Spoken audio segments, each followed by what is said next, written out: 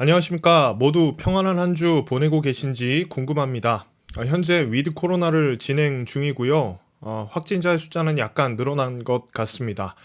현재 교회에서는 오프라인 예배를 진행 중에 있습니다. 함께 얼굴을 보며 예배함이 큰 기쁨이에요. 특별히 이번 주에는 추수감사절도 있는데요. 함께 성찬을 나누면서 한 해를 돌아보는 시간 되면 좋겠습니다. 오늘도 저녁 식사 맛있게 하셨기를 바라고요. 또 따뜻한 차도 한 잔 드시면서 오늘 영상 시청하시면 좋겠습니다. 어느덧 교리 나눔의 시간도 거의 막바지를 향해 가고 있습니다. 크게 우리는 6개의 분과로 나누어서 교리를 나누고 있는데 지난주에는 교회론을 마무리하면서 이제 남은 것은 종말론입니다. 오늘의 주제인 종말론을 함께 나누기 전에 지난주까지 함께 나누었던 교회론에 대해서 간단하게 이 중요한 부분만 정리해보고 넘어가겠습니다. 교회론, 우리 간단하게 설명하면 교회란 어떤 공동체인가에 대해서 성경이 이야기하는 것을 논리적으로 진술하는 것입니다. 그것을 우리는 교회론이라고 부르죠. 쉽게 생각할 때 십자가가 세워진 건물을 가리켜서 우리는 교회라고 부릅니다. 그러나 성경이 강조하는 교회는 단순한 건물을 가리키는 것은 아닐 거예요.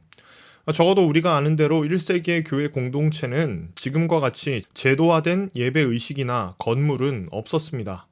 어떤 가정이 자신의 처소를 열어서 공유함으로써 교회는 시작되고요. 또 그 공동체 안에서 함께 음식을 나누는 그리고 또 말씀을 나누는 시간들이 있었어요.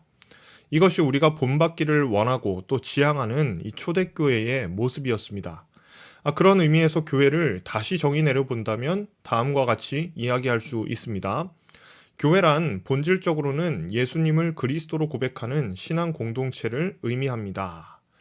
외형적으로 보이는 어떤 건물과는 상관없이 교회 공동체 가운데 필수적인 요소 하나를 꼽으라고 한다면 예수님에 대한 신앙 고백이 필수적이라는 거예요. 그렇습니다. 참된 교회는 예수님을 올바로 고백할 수 있는 공동체여야 하겠습니다. 그런데 우리가 이렇게 신앙으로 세워진 공동체라고 하더라도 눈에 보이는 공동체가 항상 건강한 것만은 아니죠. 죄 많은 사람들이 모이는 많은 공동체가 늘 그렇듯이 항상 문제가 있기 마련입니다. 만일 우리가 천상에서 모이는 교회를 떠올리면서 현대의 교회를 방문하게 된다면 우리는 당연히 실망할 수밖에 없을 거예요.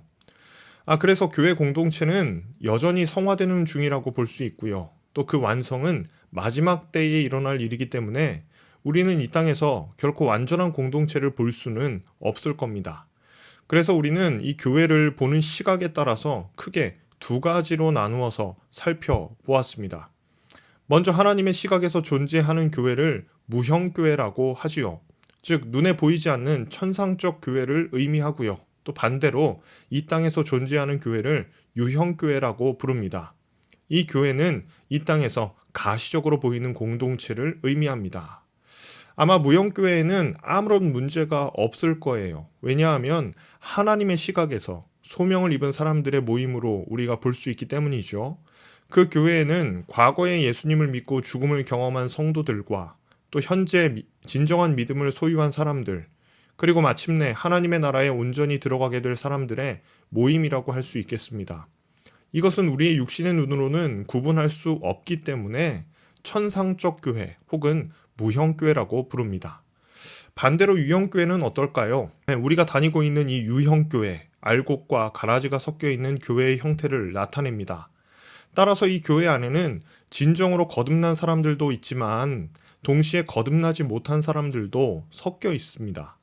그런 의미에서 불완전한 교회의 모습을 띠고 있다고 볼 수 있겠죠. 우리는 본성상 알곡과 가라지를 나누기를 원합니다. 그런데 우리의 지식과 통찰로는 이 알곡과 가라지를 구분할 수가 없어요. 왜냐하면 우리의 지성이나 통찰로는 구원받은 백성을 구분하는데 분명한 한계가 있기 때문입니다. 이것을 결정하실 수 있는 분은 오직 하나님뿐입니다. 이렇게 알곡과 가라지가 섞여 있는 불완전한 형태의 교회밖에 없다면 우리는 참 교회를 어떻게 구분할 수 있을까요? 예수님을 믿는다라고 하는 고백 안에 모인 공동체를 모두 우리가 교회라고 할 수 있을까요?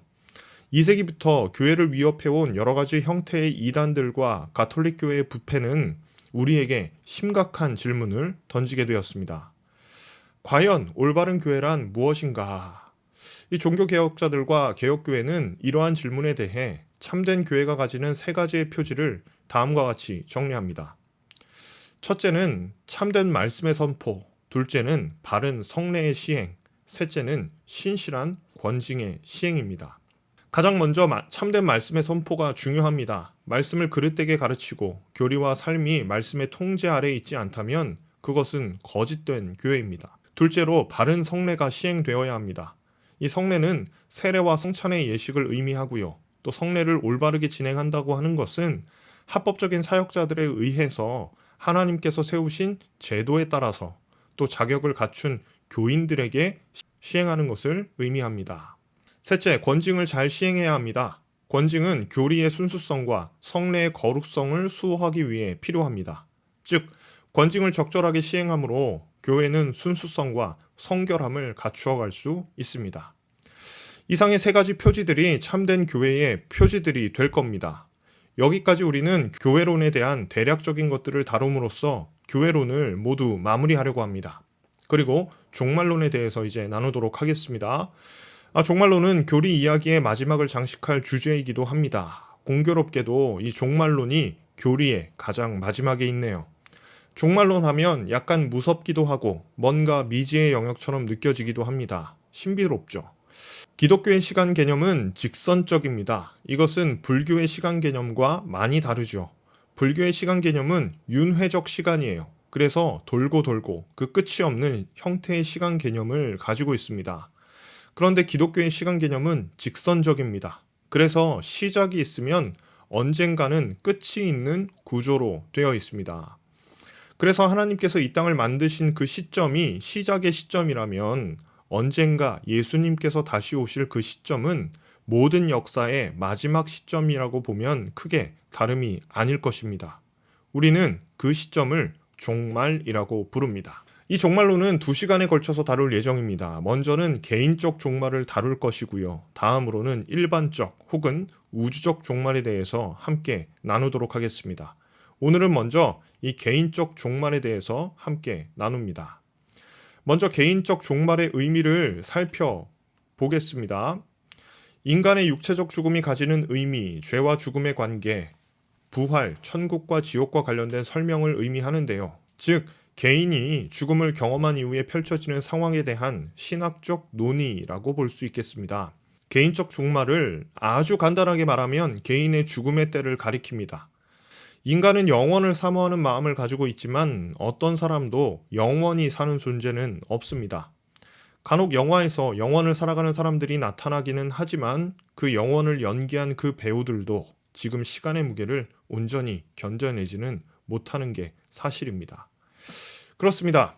인간은 누구나 한 번은 죽음을 경험하게 됩니다. 그리고 어떤 신학자의 말처럼 인간은 바로 이 죽음 앞에서 가장 종교적이 되는 것 같습니다. 히브리서의 말씀을 하나 읽어보겠습니다. 한 번 죽는 것은 사람에게 정해진 것이요 그 후에는 심판이 있으리니. 성경은 분명하게 이야기하죠. 인생이 이 땅에 태어나 반드시 한 번은 경험하게 되는 것, 바로 죽음입니다. 물론 이 죽음에 대해서 이야기할 때 이 세상이 주장하는 바와 성경이 이야기하는 죽음이 서로 다를 수 있습니다. 살아있는 어떤 사람이 갑작스러운 사고를 통해서 죽음을 경험할 수 있죠. 아주 긴급하게 병원으로 이송이 되었고요. 그리고 의사들은 할 수 있는 모든 것을 다 동원해서 그를 살리려고 노력합니다. 그럼에도 불구하고 결국 숨을 거두고 말았습니다. 이때 세상이 말하는 죽음이란 생물학적 기능이 더 이상 작용하지 않는 상태를 의미합니다. 의사는 그 순간에 인간에게 사망을 선고하죠. 이때 죽음이라고 하는 것은 인간의 모든 장기의 기능들이 멈춰버리는 바로 그 순간, 그것을 죽음이라고 부를 것입니다. 실존적인 관점에서는 이 죽음의 시점이 인간의 실존이 모두 끝난 것을 의미합니다. 그는 더 이상 살아있지 않죠. 그러나 성경도 이 생물학적 죽음이 끝이라고 이야기할까요? 우선 방금 읽었던 히브리서의 기자 역시 죽음이 사람에게 정해진 것은 분명한 사실이지만 그 이후에 일어날 일이 분명하게 있다는 것 또한 이야기하고 있습니다. 다른 본문들도 조금 더 읽어보겠습니다. 마태복음입니다. 몸은 죽여도 영혼은 능히 죽이지 못하는 자들을 두려워하지 말고 오직 몸과 영혼을 능히 지옥에 멸하실 수 있는 이를 두려워하라. 마태복음은 몸을 죽여도 영혼을 능히 죽이지 못하는 사람들에 대해서 선언하고 있지요. 이 세상은 죽음이 끝이라고 생각하기 때문에 죽음을 최고의 위협으로 여기지만 많은 그리스도인들은 이 죽음을 두려워하지 않았습니다. 왜냐하면 죽음이 끝이 아니라는 사상이 분명히 있었기 때문입니다. 동일한 내용을 가진 누가복음의 말씀도 함께 읽어보겠습니다. 마땅히 두려워할 자를 내가 너희에게 보이리니 곧 죽인 후에 또한 지옥에 던져 넣는 권세 있는 그를 두려워하라. 내가 참으로 너희에게 이르노니 그를 두려워하라. 누가 역시 동일한 내용을 이야기하고 있습니다. 사람이 죽은 후에 지옥에 던져 넣을 권세를 가진 자, 곧 하나님을 의미하죠. 우리는 이러한 본문들로부터 한 가지를 유추할 수 있게 됩니다. 죽음은 실존의 끝이 아니라 분리를 의미한다는 것을 깨닫게 됩니다. 그렇습니다. 방금 읽은 구절들에 의하면 성경의 관점에서 인간의 죽음은 이 세상이 말하는 것과는 좀 다르죠. 성경은 인간의 죽음을 영혼과 육체의 분리로 보고 있습니다. 애초에 하나님이 사람을 지으실 때 영혼과 육체로 지으셨어요. 우리가 사는 날 동안에는 이 둘이 긴밀하게 연결되어 있지만 우리가 죽게 될 경우 영혼은 육체와 분리를 경험하게 됩니다. 육체는 이 땅에서 썩어지지만 우리의 영혼은 하늘로 올라가서 하나님의 보좌 앞에 서게 될 것입니다. 따라서 성경적으로 볼 때 죽음이란 모든 것의 끝이 아닙니다. 그렇다면 우리는 왜 이 죽음을 겪게 된 것일까요? 한번 죽는 것은 사람에게 정해진 것이니 이 죽음은 너무나도 당연한 결과일까요? 우리는 성경을 통해서 이 죽음의 원인이 어디에 있는지 이미 인간론을 통해서 함께 살펴봤습니다.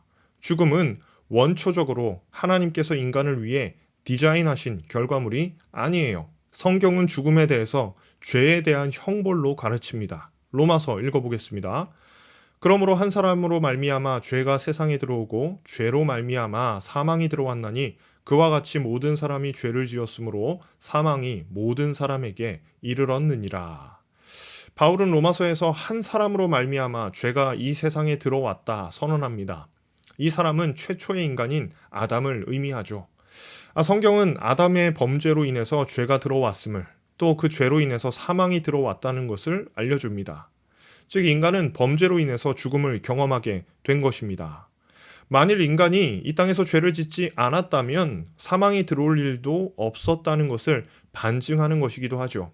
따라서 죽음은 인생에게 원래 계획되어 있는 하나님의 디자인이 아니라는 것을 잘 보여주는 거예요. 그렇습니다. 우리는 죄의 결과로서 죽음을 극복하기 위해서 노력을 해야만 할 거예요. 우리뿐 아니라 모든 사람들이 본능적으로 이러한 죽음을 피하기 위해서 노력합니다. 그런데 아무리 노력해도 인간적인 방법으로는 이 죽음을 극복하기가 불가능하죠. 여러 가지 좋은 음식들이나 운동, 건강과 노화 방지를 위한 여러 가지 노력을 다 기울여도 우리가 이 죽음을 늦출 수는 있지만 극복하는 것은 현실적으로는 불가능합니다. 즉 우리는 우리의 노력이 아닌 다른 표현으로 우리의 가능성이 아닌 다른 방법을 찾아야만 합니다. 성경은 죄의 삭스를 사망이라고 가르치죠. 그리고 그리스도께서는 그 값을 십자가를 통해 모두 치르셨습니다. 그리고 예수님을 믿는 모든 사람들에게 그 의는 전가됩니다. 그렇다면 필수적으로 이런 질문이 생겨날 거예요. 성도는 죽음으로부터 자유로울 수 있는가? 그렇습니다. 우리는 예수님의 십자가 사역을 믿습니다. 그 사역을 통해서 우리의 모든 죄가 남김없이 씻겨졌음을 믿음으로 바라봅니다. 이것은 우리 안에서 이루어진 일이 아니라 우리 밖에서 이루어진 일이고 그래서 우리는 이것을 복음이라고 부릅니다. 그러나 문제는 성도 역시 이 땅 가운데서 죽음을 맞이하게 된다는 사실이죠. 우리는 여기에서 성도의 죽음이 일반적인 사람들의 죽음과 구별된다라고 하는 사실을 깨닫게 됩니다. 시편의 말씀 하나 읽어보겠습니다. 그의 경건한 자들의 죽음은 여호와께서 보시기에 귀중한 것이로다. 경건한 자들의 죽음은 하나님께서 보시기에 귀중한 것이라고 선언합니다. 즉 성도가 죽음을 극복했다는 것은 죽지 않는다는 의미가 아니고 성도에게 죽음이 가져오는 의미가 변화된 것을 의미합니다. 분명 세상 사람들에게 죽음이란 그들이 어떻게 해석하든지 간에 성경의 관점에서는 죄의 결과죠. 그러나 경건한 자들의 죽음은 죄로 인한 결과가 아니에요. 이것이 성경이 성도에게 말해주는 죽음에 대한 매우 중요한 포인트가 됩니다. 이어서 로마서의 말씀도 하나 읽어보겠습니다. 그러므로 이제 그리스도 예수 안에 있는 자에게는 결코 정죄함이 없나니 이는 그리스도 예수 안에 있는 생명의 성령의 법이 죄와 사망의 법에서 너를 해방하였음이라. 아멘이죠. 바울 역시 예수 안에 있는 자에게 더 이상 정죄함이 없다 이렇게 선언하고 있습니다. 성도 안에 정죄가 없다는 것은 우리 안에 죄가 모두 해결되었다는 의미입니다. 그렇습니다. 성도에게 죽음은 더 이상 죄의 결과물이라고 할 수 없어요. 그렇다면 성도에게 이 죽음이 가져다 주는 의미는 무엇일까요? 우리는 이 성도에게 주어진 의미를 크게 두 가지로 나누어 볼 수 있겠습니다. 성도에게 개인적 종말인 죽음이 가져다 주는 의미, 첫째로 도덕적, 영적인 진보를 위해 마련된 훈련입니다. 즉, 이 죽음은 성도로 하여금 자신을 겸손하게 만들고 육체적인 욕망을 억제하도록 만들어줍니다. 둘째로 죽음은 성화의 과정 중 일부입니다. 성도는 반드시 이 죽음이라고 하는 과정을 거치면서 예수님처럼 완전하게 변화될 거예요. 이 땅을 살아가는 성도는 성화의 삶을 살아가도록 노력하지만 완전한 성화에는 이르지 못하죠. 그러나 죽음을 통해서 그 영광의 나라에 들어갈 때 비로소 이 성화를 완성하게 됩니다. 그렇습니다. 성도에게 죽음이 가지는 의미는 크게 두 가지입니다. 죽음을 두고 우리의 도덕적이며 영적인 진보를 이루기 위해서 노력하게 돼요. 또한 완전한 성화를 이루는 과정으로서 이 죽음을 이해할 수도 있어요. 중요한 것은 성도에게 죽음은 이 세상이 가르치는 것과 같이 실존적인 죽음을 가르치는 이 절망이 아니라는 점이에요. 우리에게는 죽음 이후에 또 다른 세계가 있고요. 그날에 우리가 받게 될 생명의 혹은 의의 면류관을 기대할 수 있기에 소망이라고 할 수 있겠습니다. 자, 그렇다면 개인적으로 우리가 죽게 된 이후에 어떤 일들이 일어날까요? 이미 설명한 것처럼 모든 인간은 육체와 영혼으로 구성되어 있습니다. 하나님께서 인간을 지으실 때 그렇게 만드신 겁니다. 개인적 종말의 때에 우리의 육체는 썩어 다시 흙으로 돌아가게 되고요. 우리의 영혼은 하나님 앞으로 가게 될 것입니다. 이때 예수님을 믿는 사람과 예수님을 믿지 않는 사람의 운명이 달라지게 될 겁니다. 이때 진정한 분리가 일어나죠. 먼저 첫 번째, 죽음 이후 즉시 그리스도인들은 천국으로, 불신자는 지옥으로 가게 될 겁니다. 인간의 죽음 이후에 그리스도인들과 비그리스도인들의 운명이 완전히 달라지게 되는데요. 이 땅에서 어떤 삶을 영위했든지 구분점은 죽음이 될 것입니다. 그리스도인들은 천국으로 가게 되고요. 불신자는 지옥으로 가게 됩니다. 누가복음 말씀 하나 인용하겠습니다. 예수께서 이르시되 내가 진실로 내게 이르노니 오늘 내가 나와 함께 낙원에 있으리라 하시니라. 지금 예수님께서 구원을 선포하는 대상은 자신 옆에 달려 죽어가는 강도입니다. 이 강도가 지금 예수님을 주님으로 영접했어요. 그러자 예수님께서는 그에게 오늘 내가 나와 함께 낙원에 있을 것이라고 선언하십니다. 여기서 낙원이란 하나님의 나라를 의미하죠. 성경은 분명하게 이 숨을 거두는 바로 그 순간 하나님이 천국으로 그 영혼을 데려가실 것을 강조하고 있습니다. 비록 우리의 몸이 부활하는 때는 예수님께서 다시 오시는 그 시점이 되겠지만 그 이전에 어떤 단계, 곧 연옥과 같은 중간지대는 없다고 보는 것이 더 성경적이라고 할 수 있습니다. 모든 성도는 숨이 멈추는 순간 주님의 얼굴을 우리의 영혼으로 보고 주님의 품 안에 안기고 주님께서 약속하신 모든 천국의 복들을 누리게 만들어 주실 것입니다. 이어서 두 번째로 그리스도인이든 불신자든 죽는 순간에 그들의 영혼은 각각 들어갈 처소에 알맞게 변화됩니다. 이 부분이 살짝 어려울 수 있는데요. 우리는 이 불신자의 영혼과 신자의 영혼으로 구분해서 조금 설명해 볼 수 있을 것 같아요. 두 가지로 나눠 볼 때 불신자의 영혼에서 일어나는 일은 일반 은총이 거두어진다라고 하는 겁니다. 따라서 더 이상 어떤 선한 생각이나 행위를 할 수 없습니다. 아무리 불신자라고 하더라도 모두가 악한 인생을 살아가는 것이 아니죠. 이 세상 사람들도 그 나름의 도덕적, 윤리적 가치 기준을 가지고 있습니다. 그러나 세상 사람들이 그렇게 도덕적 특성을 가지고 있는 것은 하나님께서 주신 일반 은총이 작용된 결과입니다. 쉽게 설명하면 예수님 안 믿고 죽은 사람들에게는 일반 은총이 모두 사라지게 된다는 이야기예요. 일반 은총이 사라진 인간의 중요한 특성 중에 하나는 그들이 선을 택할 수 없는 존재가 된다는 데 있습니다. 더 나아가서 그들이 최종적으로 가야 할 공간은 바로 지옥이죠. 바로 이 지옥은 하나님과 완전히 분리된 곳입니다. 따라서 그곳에서 하나님의 자비와 용서는 완전히 사라지게 될 것입니다. 그런데 성도의 영혼은 어떨까요? 전혀 반대의 성향으로 흘러가요. 성도는 죽는 순간 완전한 성화, 완전한 거룩에 이르게 됩니다. 이 성화의 완성이라고 할 수 있는 영화의 상태로 변화되는 거예요. 비록 이 땅에서는 성화의 수준이 저마다 달랐을지라도 죽음을 통해 우리에게 주시는 이 성화의 단계는 완전히 완성되는 것입니다. 이것을 우리는 그리스도의 완전이라고도 부릅니다. 우리는 바로 이 순간에 하나님을 대면해도 부끄럽지 않은 상태가 될 겁니다. 그러므로 성도에게 더 이상 죽음은 어떤 위협으로도 다가올 수 없을 거예요. 성도에게 죽음 이후에 펼쳐질 하나님의 나라가 있고요. 성도에게 그 나라는 이 땅 어느 장소보다도 더 나은 곳이 될 겁니다. 바울의 말을 하나 인용하겠습니다. 이는 내게 사는 것이 그리스도니 죽는 것도 유익함이라. 이어서 23절도 읽어봅니다. 내가 그 둘 사이에 끼었으니 차라리 세상을 떠나서 그리스도와 함께 있는 것이 훨씬 더 좋은 일이라. 그렇게 하고 싶으나 우리는 이 대목에서 평생을 그리스도의 일꾼으로 살아온 바울에게 죽음에 대한 어떤 위화감도 없다는 것을 느끼게 되죠. 그는 죽음조차도 유익하다 이렇게 선언합니다. 도리어 이 땅을 떠나서 그리스도와 함께 있는 것이 더 좋다는 확신을 가지고 있어요. 그렇습니다. 우리는 이 세상 사람들과 같이 죽음을 이미 극복한 존재들이에요. 이 말은 이 땅에서 죽음을 경험하지 않는다는 것이 아니고요. 죽음에 대한 의미가 바뀐 존재들이라는 의미예요.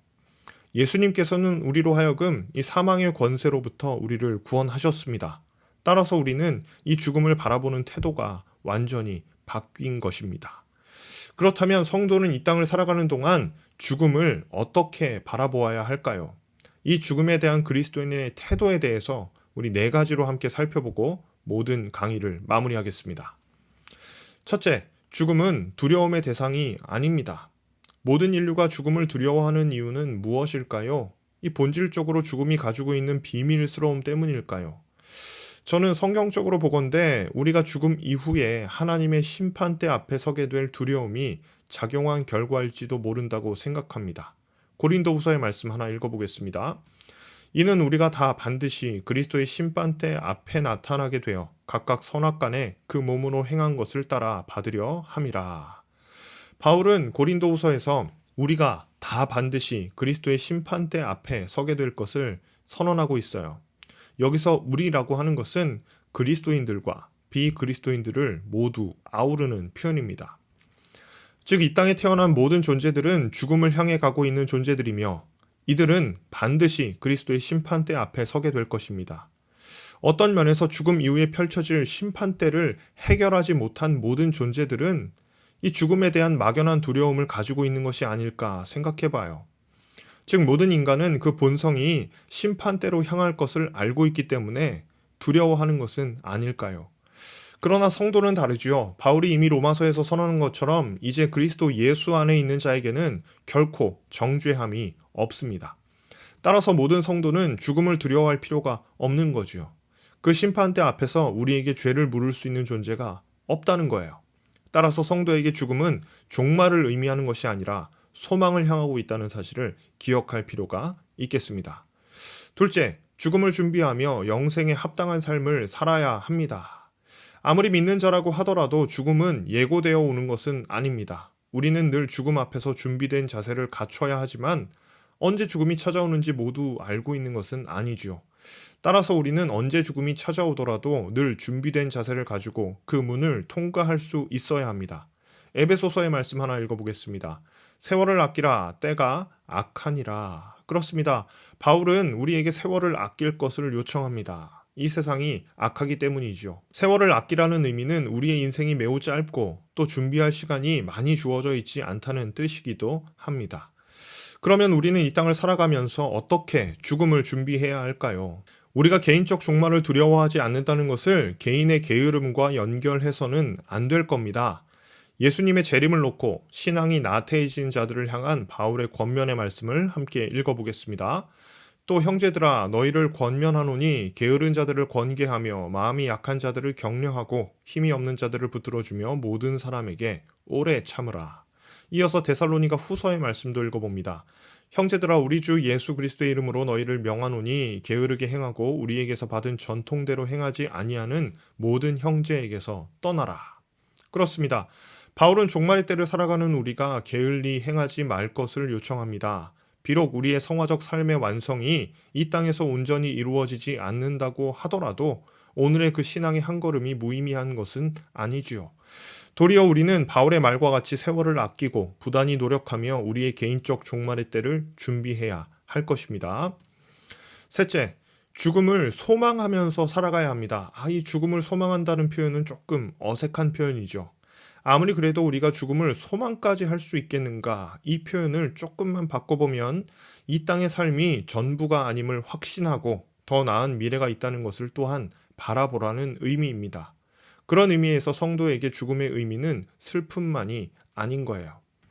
형제들아 자는 자들에 관하여는 너희가 알지 못함을 우리가 원하지 아니하노니 이는 소망 없는 다른 이와 같이 슬퍼하지 않게 하려 함이라. 바울은 자는 자들 곧 죽음을 경험한 성도들에 대한 진리를 데살로니가 공동체가 온전히 알기를 바랬습니다. 바울은 이 장면에서 소망이 없는 사람들이 죽음을 대하는 방식과 이 교회 공동체가 죽음을 대하는 방식을 서로 구분하고 있지요. 이 땅의 사람들에게 죽음은 슬픔의 의미를 갖습니다. 더 이상 볼 수 없는 그 실존의 상실을 의미해요. 그러나 성도는 죽음 이후에 비로소 예수님과 온전히 함께하는 삶을 누리게 됩니다. 이런 가치관을 가지고 이 땅을 살아간다면 세상 사람들의 방식과는 매우 큰 차이가 나게 될 겁니다. 히브리서 11장, 흔히 믿음장이라고 별명을 붙이죠. 히브리서 11장 13절과 14절 말씀을 읽어보겠습니다. 이 사람들은 다 믿음을 따라 죽었으며 약속을 받지 못하였으되 그것을 멀리서 보고 환영하며 또 땅에서는 외국인과 나그네임을 증언하였으니 그들이 이같이 말하는 것은 자기들이 본향 찾는 자임을 나타냄이라. 히브리서의 기자는 믿음을 따라 죽은 믿음의 선배들을 소개합니다. 그들은 이 땅의 삶이 전부가 아닌 것처럼 사는 외국인과 나그네였음을 잘 소개하고 있어요. 믿음이 있는 사람들은 이 땅에서 영구적으로 살아갈 것이라고 기대하지 않았어요. 마치 이스라엘 백성들이 광야의 40년 세월을 지나서 가나안 땅으로 들어간 것처럼 그들은 광야를 추구하며 살아가지 않았다는 특징이 있습니다. 따라서 믿음 있는 사람들의 특징은 이 땅을 살아가는 동안 나그네됨을 분명하게 인식한다는 것에 있어요. 또한 그들은 본향을 찾는 자들임을 나타냈는데요. 그 본향은 바로 예수님께서 우리에게 주시는 하나님의 나라가 될 것입니다. 다른 말로는 천국이라고 할 수 있겠죠. 이어지는 16절 말씀도 읽어보겠습니다. 그들이 이제는 더 나은 본향을 사모하니 곧 하늘에 있는 것이라. 이러므로 하나님이 그들의 하나님이라 일컬음 받으심을 부끄러워하지 아니하시고 그들을 위하여 한 성을 예비하셨느니라. 아멘. 그렇습니다. 히브리서의 기자는 그들이 더 나은 본향을 사모한다고 선언합니다. 그리고 이 선언에 의해서 성도된 우리가 사모해야 할 본향이 어디인지 무엇인지도 분명해집니다. 우리는 육신의 소망을 두고 살아가는 존재가 아니에요. 우리의 진정한 소망은 바로 저 하늘에 있습니다. 그런 의미에서만 죽음을 소망하는 존재가 되는 겁니다. 아무런 이유 없이 이 땅에 절망하며 죽음을 소망하는 존재가 아니라는 의미예요. 비록 우리의 삶은 이 땅에 정초되어 있지만 우리는 미래에 도래할 그 하나님의 나라를 바라보면서 죽음을 대해야 할 것입니다. 넷째, 예수님을 믿지 않는 사람들에게 천국 복음을 전하는 일에 힘써야만 합니다. 우리를 향한 예수님의 평가는 곧 믿음의 여부는 이 땅에서의 삶을 근거로 평가될 것입니다. 즉 이 땅에서 예수님을 믿는 자들이 구원을 얻게 될 것이고요. 예수님을 믿지 않는 자들이 구원을 받지 못하게 돼요. 죽음 이후에는 더 이상 어떤 은총도 주어지지 않을 것입니다. 만일 우리가 이 사실을 정말로 분명하게 믿는다면 우리 주변에 있는 많은 불신자들을 어떤 눈으로 바라보아야 하는지 분명해집니다. 우리는 우리 주변에 있는 많은 불신자들을 긍휼한 눈으로 바라보아야만 합니다. 그들에게 불시에 닥칠 죽음을 기억하고 그들로 하여금 예수님을 바라볼 수 있도록 노력해야 해요. 왜냐하면 죽음 이후에는 더 이상 기회가 없기 때문입니다. 사도행전에는 복음 전파의 놀라운 역사들이 상당히 많이 기록되어 있습니다. 그리고 그곳에는 하나님의 계획이 기록되어 있는데요. 사도행전 15장의 말씀 읽어보겠습니다. 하나님이 처음으로 이방인 중에서 자기 이름을 위할 백성을 취하시려고 그들을 돌보신 것을 시므온이 말하였으니, 이 구절은 예수님의 재림 전에 하나님께서 이 땅을 향해 어떤 계획을 가지고 계신지 분명하게 선언하고 있습니다. 하나님께서는 자기 이름을 위할 백성을 취하시려는 목적을 가지고 계시죠.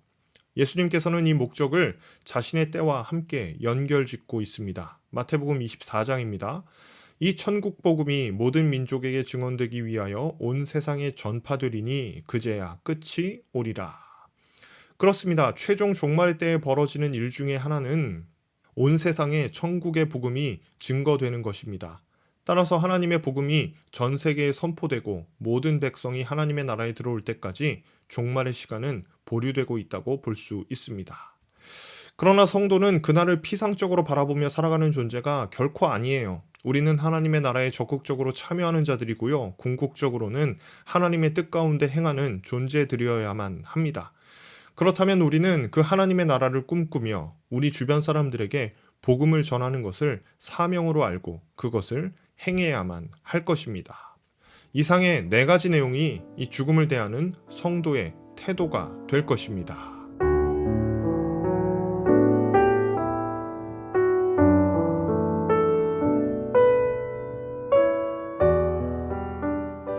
네, 오늘은 종말론 중에서 개인적 종말에 대해서 함께 살펴보았습니다. 개인적 종말은 간단하게 이야기하면 우리의 육신적 죽음을 의미합니다. 이 세상은 육신적 죽음이 본질적 죽음을 의미한다고 생각해요. 우리의 실존이 죽는다고 여기는 거죠. 그러나 성경은 그렇게 이야기하지 않습니다. 우리의 육신적 죽음은 우리의 실존의 죽음을 의미하는 것이 아니라 육체와 영혼의 분리를 의미한다고 이야기하는 거예요. 우리는 이 죽음을 극복하신 예수님을 믿는 존재들이지요. 따라서 성도된 우리에게 더 이상 죽음은 아무런 힘이 없습니다. 우리를 위해 십자가를 지신 예수님께서 우리의 죄책을 모두 해결하셨기 때문입니다. 따라서 우리는 죽음 가운데 진정한 소망을 발견하게 되는 거예요. 이 아이러니는 오직 예수님을 믿는 사람들만이 가지고 있는 유일한 소망이 아닐까 생각해보는 밤입니다. 그렇습니다. 요즘처럼 희망과 소망이 사라진 시대 속에서 우리의 참된 소망이 어디에 있는지를 깊이 묵상하시는 귀한 한 주간 되시기를 간절히 소망합니다. 더욱 추워지는 날씨 속에서 건강관리 잘 하시고요. 우리는 다음 주에 마지막으로 교리 나눔 맺도록 하겠습니다. 늦은 시간까지 시청해주셔서 감사합니다. 다음 주에 뵙겠습니다.